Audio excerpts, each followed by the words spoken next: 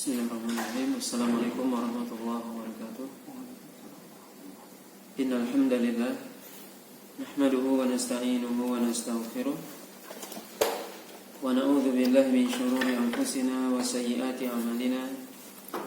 May yahdihillahu fala mudilla lahu wa may yudlil fala hadiya lahu.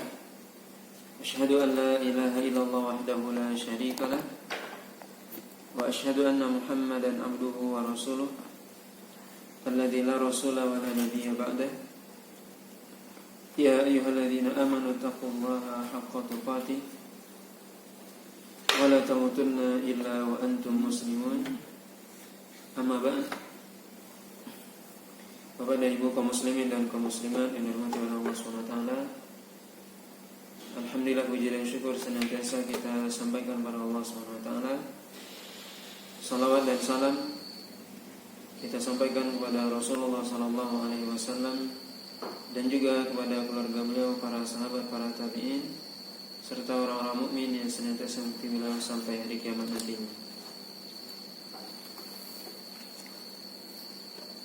Pada malam hari ini kita lanjutkan pembahasan dari pembahasan kitab Sahih Muslim dalam kitab yang kedua, yaitu Kitab Thaharah, bab yang ke-11, yaitu bab khuruju al-khataya ma'il wudu. Bab yang menjelaskan tentang keluarnya kesalahan atau dosa bersama menetesnya atau bersama menetesnya air wudu, atau sisa dari wudu. Hadis yang ke-576 dari kitab Sahih Muslim atau hadis yang ke-32 dari Kitab Thaharah. Hadis ini dari Abi Hurairah radhiyallahu taala anhu, anna Rasulullah sallallahu alaihi wasallam qala, idza tawadda al-'abdu al-muslimu aw al-mu'minu fa ghasala wajhahu kharaja min wajhihi kullu khati'atin nadhar ilaiha bi'ainihi aw bi'ainaihi ma'al ma' aw ma'a akhiri qatril ma' fa idza ghasala yadayhi kharaja min yadayhi kullu khati'atin kana batashatha yadahu ma'al ma' aw ma'a akhiri qatratil ma' fa idza ghasala rijlaihi kharajat kullu khati'atin mashatha rijlahu ma'al ma' aw ma'a akhiri qatril ma' hatta yakhruja naqiyan min adz-dzunub. Dari Abi Hurairah radhiyallahu taala anhu, Rasulullah sallallahu alaihi wasallam bersabda, jika ada salah seorang muslim atau mukmin berwudu, kemudian dia membasuh mukanya, maka keluarlah dari mukanya tersebut seluruh dosa yang dengan itu dia melihat, yaitu dengan kedua matanya dia melihat yang diharamkan oleh Allah SWT, keluar bersama tetesan air atau akhir dari tetesan air.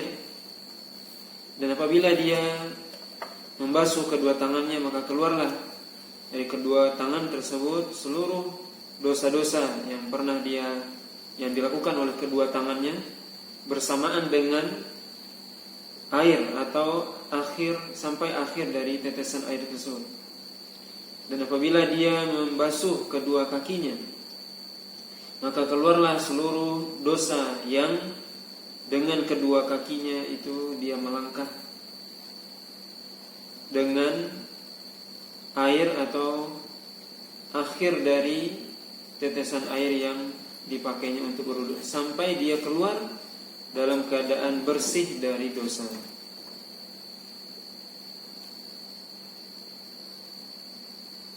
Hadis ini menunjukkan kepada kita bahwasanya wudu merupakan ibadah yang memiliki keutamaan yang sangat besar, di mana Nabi SAW mengatakan seorang muslim, seorang mukmin yang dia berwudu, ketika dia membasuh wajahnya, membasuh mukanya, maka akan keluar dosa, akan dihapuskan dosa dari wajahnya, yang mungkin di situ ada matanya yang dia melihat kepada yang diharamkan oleh Allah.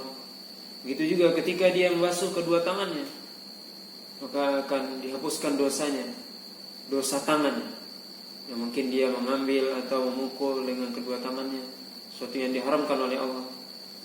Begitu juga ketika dia membasuh kakinya, maka dihapuskan dosa dari kaki tersebut yang mungkin dengan kakinya dia melangkah ke tempat yang diharamkan oleh Allah SWT, sampai dia selesai berwudu bersih.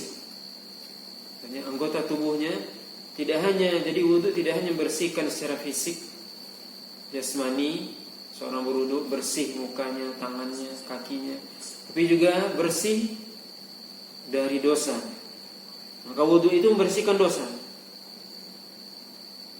Dan yang dimaksud dengan khotoya di sini, para ulama mengatakan, bahwasanya yang dimaksud adalah dosa-dosa kecil. Dosa-dosa kecil, karena dosa besar tentunya harus dengan bertobat kepada Allah SWT. Kemudian hadis selanjutnya, hadis yang ke-33 dari Utsman bin Affan radhiyallahu ta'ala anhu, qala Rasulullah sallallahu alaihi wasallam, man tawaddaa fa ahsana al-wudu'a kharajat khatayahu min jasadihi hatta takhruja min tahti adfarihi. Yaitu siapa saja yang seorang yang dia berwudu, kemudian dia membaguskan wudunya, maka keluarlah dari tubuhnya dosa, sampai keluar dosa itu dari bawah kuku-kukunya. Ini menunjukkan sekali lagi betapa wudu adalah ibadah yang sangat besar, yang kita dianjurkan dalam bab sebelumnya untuk menyempurnakan wudu. Sehingga kalau kita menyempurnakan wudu, membaguskan wudu kita, maka Allah SWT menghapuskan dosa-dosa dari anggota tubuh yang kita basuh ketika berwudu. Kemudian bab selanjutnya, bab yang ke-12, itu bab istihbab italatil ghurrah wa tahjil fil wudu. Bab yang menjelaskan tentang disunnahkannya memanjangkan ghurrah dan tahjil dalam berwudu. Ghurrah itu artinya adalah suatu yang disebutkan oleh Imam Nawawi bahwasanya membasuh. Ya, ghurrah, arti ghurrah secara bahasa adalah cahaya, ya, artinya cahaya. Ya, ghurrah itu artinya cahaya.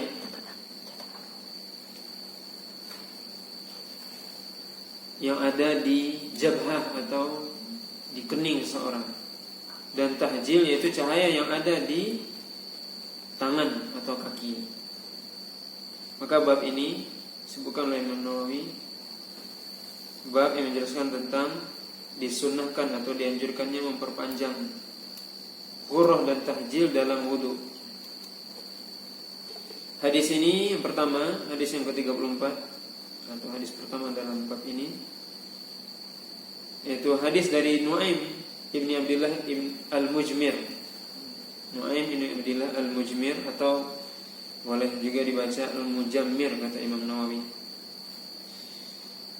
Qala ra'aitu Abu Hurairah yatawaddau fa ghassala wajhahu fa asbagha al-wudu'a thumma ghassala yadahu al-yumna hatta ashra'a fil adud thumma yadahu al-yusra hatta ashra'a fil adud thumma masaha bi ra'si thumma ghassala rijlahu al-yumna hatta ashra'a fis saq thumma ghassala rijlahu al-yusra hatta ashra'a fis saq thumma qala hakadha ra'aitu Rasulullah sallallahu alaihi wasallam yatawaddau wa qala Rasulullah sallallahu alaihi wasallam antul ghur al-muhajjalun yaumal qiyamah min isbaghil wudu faman istata'a minkum falyutil ghurratahu wa tahjilahu.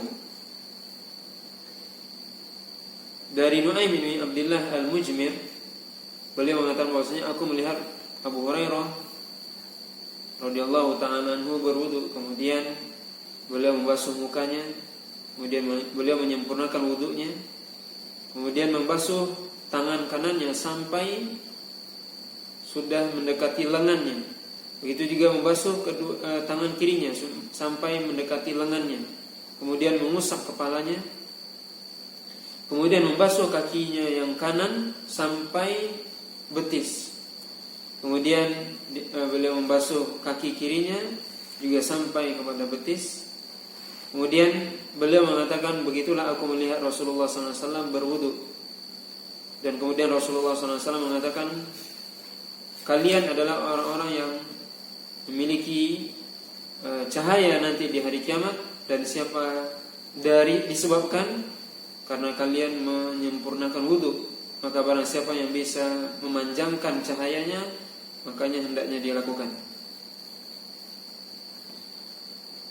Dalam riwayat yang lain disebutkan, hadis yang ke-35 yang juga dari Nu'aim bin Abdillah.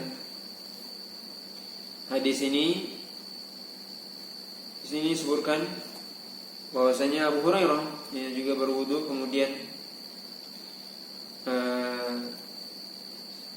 membasuh mukanya, kemudian kedua tangannya, sampai dalam riwayat ini disebutkan sampai hampir ke bahunya. Kemudian membasuh kedua kakinya sampai kepada kedua betisnya. Kemudian beliau mengatakan, saya mendengar Rasulullah SAW bersabda, sungguhnya umatku hari kiamat akan datang dalam keadaan memiliki cahaya dari sebab bekas dari wudunya. Maka barang siapa yang bisa memanjangkan cahayanya, maka hendaknya dia lakukan. Kemudian hadis selanjutnya, hadis yang ketiga dalam bab ini atau hadis yang ke-36 dari Abi Hurairah radhiyallahu ta'ala anhu, anna Rasulullah sallallahu alaihi wasallam qala, inna haudi ab'adu min aliyah min adn lahu ashaddu bayadan min al-thalji wa ahla min al-asali bil laban wa la aniyatuhu aktharu min adadin nujum wa inni la asuddan nas anhu kama yasuddu ar-rajul ibilan nas an haudihi. Qalu ya Rasulullah ata'rifuna yawma idzin? Qala na'am, lakum sima laysat li ahadin minal umam tariduna alayya ghurran muhajjalina min atharil wudu. Dari Abu Hurairah radhiyallahu taala anhu, beliau mengatakan bahwasanya Rasulullah SAW bersabda, sungguhnya telagaku itu lebih jauh, jaraknya itu lebih jauh dari jarak Ailah, salah satu kota di Yordan atau termasuk negeri Syam di zaman dahulu. Lebih jauh jaraknya dari Ailah sampai ke Aden. Aden itu kota di Yaman. Ini kata Nabi SAW, sungguhnya telagaku itu jaraknya itu atau luasnya itu lebih jauh daripada jarak antara Ailah yang ada di utara di Syam di Yordan antara Ailah dengan Aden yang ada di Yaman.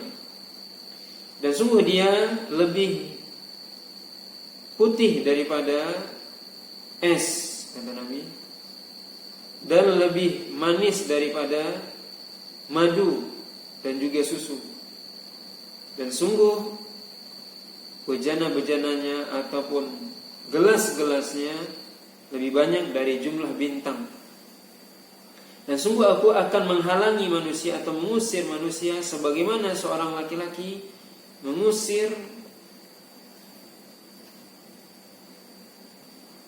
sebagaimana seorang laki-laki itu pengembala dari unta yang dia mengusir unta-unta orang lain yang dari telaganya. Kemudian para sahabat mengatakan, wahai Rasul, ya Rasulullah, apakah engkau mengenal kami ketika itu, pada hari itu hari kiamat? Kata Nabi, iya, bagi kalian ada tanda yang tidak ada pada umat-umat terdahulu. Kalian akan mendatangiku dengan ghurran muhajjalin, dengan cahaya disebabkan bekas dari wudu. Kemudian juga hadis selanjutnya juga dari Abi Hurairah radhiyallahu taala anhu, qala Rasulullah sallallahu alaihi wasallam, taridu alayya ummati wa ana adudun nas anhu kama yadudu ar-rajul ibila ar-rajul an ibilihi. Qalu ya nabi Allah ata'rifuna? Qala na'am lakum sima laysa li ahadin ghairikum tariduna alayya ghurran muhajjalin min athari al-wudu wa la yasuddanna anni ta'ifatun minkum fala yasilun fa aqul ya rabbi haula'i ashabi fayujibuni malakun fayaqulu wa hal tadri ma ahdatsu ba'dak. Hadis ini dari Abu Hurairah radhiyallahu taala anhu, beliau mengatakan bahwasanya Rasulullah SAW bersabda, akan datang kepadaku umatku nantinya di telaga, dan aku akan mengusir manusia sebagaimana seorang laki-laki mengusir unta orang lain. Kemudian mereka, para sahabat mengatakan, apakah engkau, wahai Nabi Allah, apakah engkau mengenal kami pada hari itu? Kata Nabi, iya, karena kalian memiliki tanda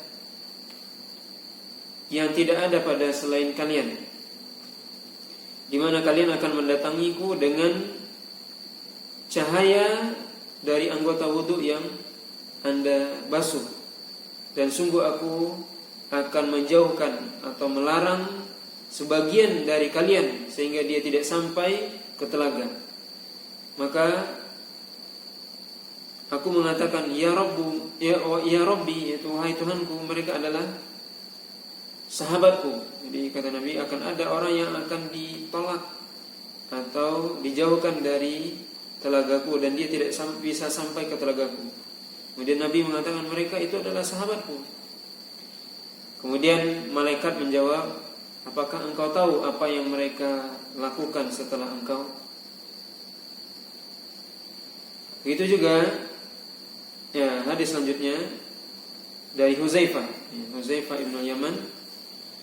Qala Rasulullah sallallahu alaihi wasallam, inna haudi la ab'adu min ailah min adan walladhi nafsi biyadihi inni la adudu anhu ar-rijal kama yadudu ar-rajul al-ibil al-gharibah an haudihi. Qalu ya Rasulullah ata'rifuna? Qala na'am tariduna alayya ghurran muhajjalina min athari al-wudu laysat li ahadin ghairikum. Dari Huzaifah radhiyallahu taala anhu, beliau mengatakan bahwasanya Rasulullah SAW bersabda, sungguhnya telagaku itu lebih jauh jaraknya dari Ailah, dari ke Adan, dan demi jiwaku yang ada di tangannya, itu demi Allah, sungguhnya aku akan menolak atau mengusir beberapa orang sebagaimana laki-laki mengusir seorang laki-laki, sebagaimana seorang laki-laki mengusir seekor unta yang bukan milik dia dari telaganya. Kemudian para sahabat mengatakan, wahai Rasul, apakah engkau mengenal kami? Kata Nabi, iya, kalian akan datang kepadaku dengan cahaya dari bekas wudu yang tidak ada pada selain kalian. Begitu juga hadis selanjutnya dari Abi Hurairah radhiyallahu taala anhu, bahwasanya Rasulullah SAW atal maqbarah faqala assalamualaikum dara qaumin mu'minin wa inna insyaallah bikum lahiqun wadittu anna qad ra'ayna ikhwanana. Qalu awalasna ikhwanaka ya Rasulullah? Qala antum ashabi wa ikhwanana alladhi lam ya'tu ba'du. Faqulu kaifa ta'rifu man lam ya'ti ba'du min ummatika ya Rasulullah? Faqala ara'aita law anna rajulan lahu khailun ghurrun muhajjalah baina dhahrai khailin duhmin buhmin ala ya'rifu khailahu? Qalu bala ya Rasulullah, fa innahum ya'tuna ghurran muhajjalina min al-wudu wa ana faratukum 'ala al-haud ala layuzadanna rijalun min haudi kama yuzadu al-ba'ir ad-dal unadihim ala halumma fayuqal innahum qad baddalu ba'dak fa aqulu suhqan. Rasulullah SAW mendatangi kuburan, kemudian membaca doa, yaitu assalamualaikum dara qaumil mu'minin, selamatan bagi kalian tempatnya kaum mukminin, dan kami insyaallah akan mengikuti. Kemudian Nabi mengatakan, sungguhnya aku ingin untuk berjumpa atau melihat teman-temanku. Kemudian para sahabat ketika itu mengatakan, bukankah kami sahabat engkau, wahai Rasul? Kemudian Nabi SAW mengatakan, antum ashabi, kalian adalah sahabatku, ya, ashabi. Tadi Nabi mengatakan ikhwan, ya, ikhwan, saudara atau teman.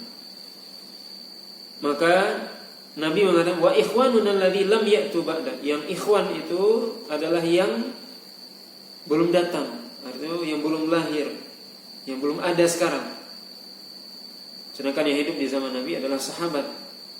Maka para sahabat mengatakan, bagaimana engkau bisa mengetahui orang yang telah datang, orang yang akan datang setelah engkau nantinya dari umat engkau, wahai Rasul? Maka Nabi SAW mengatakan, bagaimana menurut kalian ada seorang laki-laki yang dia memiliki kuda, yang kuda itu punya belangnya di antara kuda-kuda yang hitam yang gelap. Maka tentu, apakah dia bisa mengenali kudanya? Kata para sahabat, tentu wahai Rasul. Maka Nabi SAW mengatakan, sungguhnya mereka akan datang di hari kiamat nanti dengan cahaya dari wudhunya, dan aku menunggu kalian di telaga. Dan ketahuilah bahwasanya akan ada orang yang diusir dari telagaku sebagaimana unta diusir. Kemudian aku memanggil mereka, kemarilah. Maka dikatakan kepadaku, sungguh mereka telah mengganti setelah engkau, atau mengganti agamamu setelah engkau. Maka aku katakan, suhqan, menjauhlah. Bapak dan Ibu yang dirahmati oleh Allah SWT, ini beberapa riwayat yang disebutkan oleh Imam Muslim yang berkaitan dengan, ya, Imam Nawawi memberikan judul tadi, istihbab italatul ghurrah wa tahjil, yaitu disunnahkannya memperpanjang ghurrah. Ghurrah tadi sudah disebutkan, ya, Imam Nawawi mengatakan bahwasanya cahaya yang ada di kepala. Ghurrah itu asalnya sebenarnya adalah belang yang ada di kuda. Kalau kita melihat kuda, maka di kepalanya ada belang biasanya. Misalnya ada kuda hitam, maka belangnya ada di kepalanya. Begitu tahjil, itu belang yang ada di kaki dan tangannya, itu aslinya. Maka dalam hadis ini atau dalam bab ini, Imam Nawawi menyebutkan, atau Imam Muslim menyebutkan beberapa hadis tentang memanjangkan ghurrah, cahaya yang ada di kepala dan tangan dan kaki, ya. Maka hadis-hadis ini menunjukkan, ya, beberapa hal. Yang pertama, bahwasanya dianjurkan, dan di sini Imam Nawawi jelas-jelas menyebutkan disunnahkan, dan ini mazhab Imam Syafi'i, yaitu memperpanjang ghurrah atau cahaya nanti di hari kiamat, di mana seorang mukmin, seorang muslim nanti di hari kiamat akan datang dalam keadaan bercahaya anggota wudunya. Jadi anggota wudu yang kita basuh ketika di dunia ini, muka, tangan, kepala kita, kemudian kaki, itu akan bercahaya. Maka hadis ini menyebutkan bahwasanya seorang hendaknya memperpanjang cahayanya. Maka Imam Nawawi di sini menyebutkan, dan ini pendapat ulama Syafi'iyah, bahwasanya dianjurkan atau mustahab untuk memperpanjang. Artinya kalau kita ingin memperpanjang, bagaimana? Sebagaimana disebutkan dalam hadis tadi. Disebutkan bahwasanya Abu Hurairah berwudu sampai beliau berwudu ketika membasuh mukanya, itu membasuh sebagian dari kepalanya. Kemudian ketika dia membasuh tangannya, sampai dia membasuh sampai ke lengannya, bahkan ada sampai tadi hampir sampai ke bahunya. Kemudian dia membasuh kakinya yang seharusnya sampai ke mata kaki, dia sampai basuh sampai ke betis. Ini wudu yang dipraktekkan oleh Abu Hurairah radhiyallahu taala anhu, dan beliau mengatakan bahwasanya ini yang diajarkan atau yang kulihat dari Rasul SAW. Maka ini pertama, pembahasan pertama, bahwasanya dianjurkan memperpanjang atau melebihkan membasuh anggota wudu. Dan ini mazhab Syafi'i, dan dalam hal ini berbeda pendapat para ulama. Ini pendapat yang pertama. Pendapat yang kedua mengatakan bahwasanya tidak dianjurkan atau tidak disunnahkan memperpanjang atau melebihkan anggota wudu. Dalilnya adalah pertama, hadis-hadis yang meriwayatkan tentang wudu Nabi sallallahu alaihi wasallam sebelumnya seperti hadis Abdullah bin Zaid dan juga hadis Umran Maula Utsman yang menyebutkan wudu Nabi secara detail, itu tidak menyebutkan bahwasanya Nabi sallallahu alaihi wasallam memperpanjang atau melebihkan anggota wudunya ketika dibasuh. Adapun yang disebutkan oleh Imam Nawawi di sini, ini perbuatan Abu Hurairah. Maka wudu Nabi SAW berwudu tidak ada, wallahu alam, sebutkan oleh para ulama, tidak ada satu riwayat yang beliau sendiri melakukan melebihkan membasuh anggota wudunya dari batas yang sudah diwajibkan. Ini yang pertama dalilnya. Dalil yang kedua adalah kalau seandainya itu memang disunahkan, maka mestinya Rasulullah SAW pernah melakukan walaupun sekali. Maka ini dalil pendapat yang kedua. Kemudian juga disebutkan bahwasanya para ulama mengatakan, dan ini disebutkan oleh Imam Ahmad, para ahli hadis, bahwasanya perkataan man istata'a minkum ayyutilla ghurratahu falyaf'al itu adalah perkataan Abu Hurairah, yaitu perkataan yang mengatakan bahwasanya siapa saja yang bisa dia memperpanjang cahayanya maka dia perpanjanglah. Itu perkataan Abu Hurairah, bukan perkataan Nabi. Maka di sini bisa kita ringkaskan secara singkat bahwasanya memperpanjang atau melebihkan anggota wudu untuk dibasuh ini ada dua pendapat. Yang pertama, pendapat yang dipilih Imam Nawawi dan ulama Syafi'iyah yang mengatakan dianjurkan, bahkan Imam Nawawi jelas-jelas mengatakan di sini mustahab, yaitu disunnahkan. Ya, dengan dalil hadis Abu Hurairah ini pendapat ulama Syafi'iyah. Kemudian pendapat yang lainnya adalah pendapat mazhab Malik dan juga riwayat dari Imam Ahmad dan juga para ulama yang lainnya, Syekhul Islam, Ibnu Taimiyah, Ibnu Qayyim dan yang lainnya menyebutkan bahwasanya tidak dianjurkan memperpanjang itu karena alasan yang sudah kita sebutkan tadi. Hadis-hadis menjelaskan wudu Nabi tidak melakukan itu, Nabi tidak pernah melakukan itu. Kemudian juga ini adalah perkataan Abu Hurairah, yaitu siapa yang ingin memanjangkan cahayanya maka hendaknya dia panjangkan. Itu adalah perkataan Abu Hurairah, bukan perkataan Nabi SAW. Maka ini dua pendapat para ulama.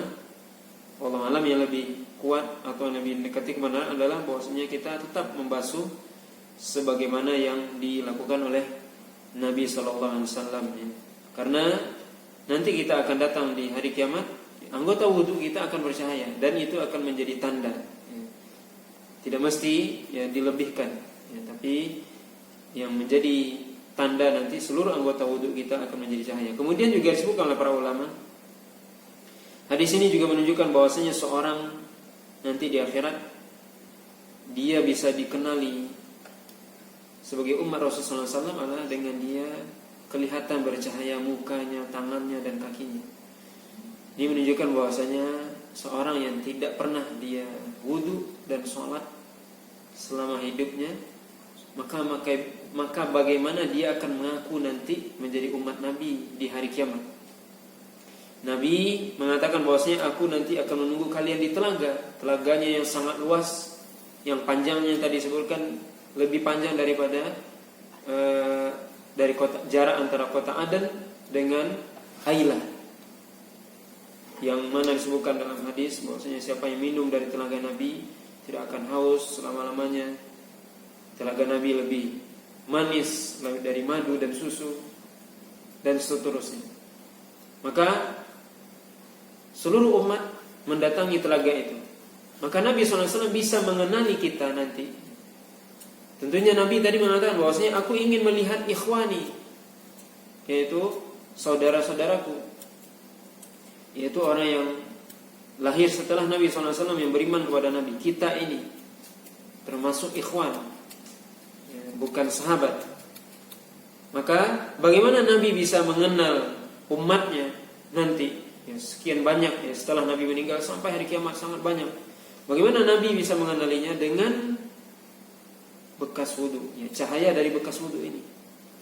Ketika seorang tidak pernah berwudu dalam hidupnya, tidak pernah sholat, maka bagaimana dia bisa mengaku menjadi umat Nabi SAW, di mana di hari kiamat tidak ada pengakuan. Kemudian juga faedah dari hadis ini, Nabi SAW tadi mengatakan bahwasanya akan ada orang-orang yang diusir dari telaga Nabi SAW.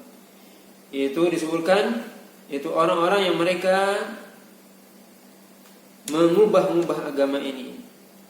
Karena malaikat tadi mengatakan, hal tadri ma ahdatsu ba'dak. Apakah engkau mengetahui apa yang mereka buat setelah engkau? Di sini para ulama mengatakan, Ibnu Abdul Bar mengatakan, kullu man ahdatsa fid din fa huwa minal matrudin anil haud. Setiap orang yang melakukan perbuatan bid'ah atau perbuatan yang menambah-nambah agama, merubah-rubah agama, maka dia akan terusir dari telaga, baik itu dari kalangan Khawarij, Syiah, Rafidhah, dan orang-orang yang mengikuti hawa nafsu mereka. Itu orang-orang yang merubah-rubah agama ini. Maka mereka akan diusir oleh Nabi SAW dari telaganya. Nauzubillah. Termasuk orang-orang yang melakukan dosa besar secara terang-terangan. Maka ini yang disebutkan oleh Imam Ibn Abdul Bar. Begitu juga ini salah satu perkataan yang disebutkan oleh Imam Nawawi, atau salah satu pendapat yang disebutkan oleh Imam Nawawi tentang makna dari hadis ini. Maka ini menunjukkan kepada kita bahwasanya dari hadis yang panjang yang kita sebutkan tadi, keutamaan berwudu dan keutamaan kita seorang muslim berwudu, dan juga keutamaan seorang bagaimana dia menjaga agama Nabi SAW dengan sebaik-baiknya, tidak menambah dan mengurangi sedikit pun dari ajaran Nabi SAW, karena ajaran ini sudah sempurna. Seorang yang dia menambah, mengurangi atau menambah agama ini, maka dia akan diusir oleh Nabi SAW nanti di akhirat, di yaumil qiyamah, sehingga dia tidak mendapatkan keutamaan sehingga bisa minum dari telaga Nabi SAW. Kita berdoa kepada Allah SWT, mudah-mudahan kita termasuk orang-orang yang bisa mendapatkan keutamaan berjumpa dengan Nabi SAW dan bisa minum dari telaga Nabi SAW. Nah, di sini ada pertanyaan. Adakah batasan berapa kalinya sholat istikharah, dan bagaimana cara kita mengetahui bahwasanya Allah SWT sudah memberikan jawaban sholat istikharah kita? Wallahu ta'ala alam, setahu kita tidak ada batasan seorang melakukan istikharah. Tidak ada batasan berapa kalinya. Tapi para ulama menjelaskan, seorang ketika dia istikharah, kemudian bagaimana istikharah itu artinya adalah seorang dia dihadapkan pada dua pilihan. Dia diminta pilihan kepada Allah SWT, mana yang terbaik. Maka dia melakukan sholat istikharah agar Allah memilihkan buat dia. Maka bukti nanti akan dilihat bahwasanya dia setelah selesai istikharah, dan setelah dia mungkin juga bermusyawarah dengan orang yang thiqah, yang adil, yang bisa dipercaya, maka dia akan ada kecondongan hatinya kepada salah satu dari dua pilihan. Ini maksud dari istikharah. Jadi kalau seseorang sudah melakukan istikharah kemudian sudah ada kecenderungan pada salah satu dari dua pilihan, sudah cukup dengan itu. Nah, Allah a'lam. Bolehkah berwudu dari sisa air bekas mandi atau air tampungan dalam bak mandi? Insya Allah boleh, tidak ada masalah, selama tidak ada najis yang masuk ke dalam itu. Pada saat selesai mandi, kita hendak berwudu, bolehkah berwudu dalam keadaan tidak berpakaian atau telanjang, atau menggunakan handuk, atau namun hanya mengikuti sebagian aurat? Boleh, insya Allah. Tidak ada larangan, karena itu bukan termasuk hal yang membatalkan wudu. Wallahu a'lam, mungkin ini yang bisa kita sampaikan pada kesempatan malam hari ini, mudah-mudahan bermanfaat. Subhanakallahumma bihamdika asyhadu an la ilaha illa anta astaghfiruka wa atubu ilaik. Wassallallahu ala nabiyyina Muhammadin wa ala alihi wasallam. Wassalamualaikum warahmatullahi wabarakatuh.